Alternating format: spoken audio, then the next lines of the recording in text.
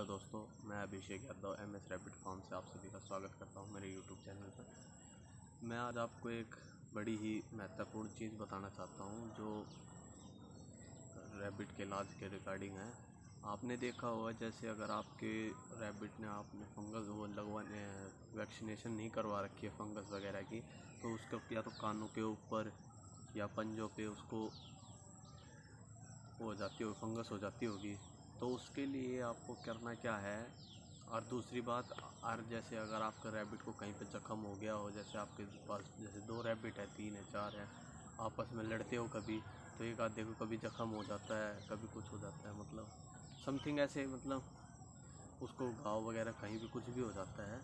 तो उसके लिए आप क्या कर सकते हो, अगर आपके पास फ़िलहाल बेटाडीन नहीं उपलब्ध है तो आप अपने घर से ही उसका इलाज कर सकते हो बिना डॉक्टर के पास जाए। वैसे भी दिल्ली के अंदर रैबिट के डॉक्टरों की बहुत ज़्यादा कमी है, बहुत रेयर ही और बहुत ही कम इलाके हैं जहाँ पर आपको ये मिलेंगे डॉक्टर वगैरह रैबिट के। अदरवाइज़ डॉग के, काऊ के, बफेलो के तो कहीं भी मिल जाएंगे, बट इसके नहीं मिलते हैं। बहुत रेयर चांस होता है। मेरे पास भी काफ़ी लोग इलाज कराने के लिए आते हैं, तो मैं भी यही रिकमेंड करता हूँ कि आप अगर घर से हो सकता है तो घर से इलाज कर लीजिए। अदरवाइज़ अगर आपके पास कोई वेट की शॉप है या फिर आपके पास कोई पशु चिकित्सालय है तो आप उसके पास जाके भी अपना रैबिट का इलाज करवा सकते हैं। तो आपको इलाज के लिए क्या चाहिए होगा, अगर आप उसका घर पे इलाज कर रहे हो और आपके पास बेटाडीन उपलब्ध नहीं है, तो आप घर पे हल्दी और गोले का तेल, ये दोनों इस्तेमाल कर सकते हैं। वो आप मेरे यहाँ पर देख रहे होंगे। जो भी हल्दी आपके पास उपलब्ध हो या जिस कंपनी का आपके पास घोड़े का तेल उपलब्ध हो, तो आप उससे भी उसका इलाज कर सकते हैं। उसमें कोई दिक्कत वाली बात नहीं होगी।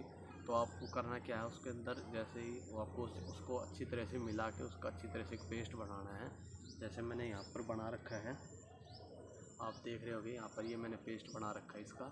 तो आपको करना क्या है, पेस्ट बनाने के बाद उसको अच्छी तरह से मिला लो, और अच्छा पेस्ट बनाने के बाद उसको जहाँ पर भी अगर कानों के ऊपर फंगस है तो आपको अच्छी तरह से या तो रुई से या अपने हाथ से ही आपको अच्छी तरह से उसका लेप लगाना है कानों के ऊपर।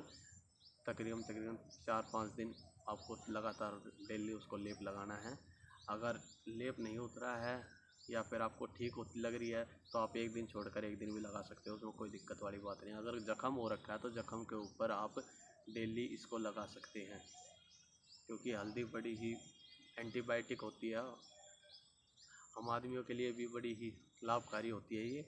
और गोले का तेल तो आप सभी जानते हैं, बहुत वो है, जैसे किसी का जलना झुलसना होता है तो उसके ऊपर गोले का तेल ही लगाते हैं। तो आप इसके साथ अपने घर पे बैठ के भी रैबिट का इलाज कर सकते हैं।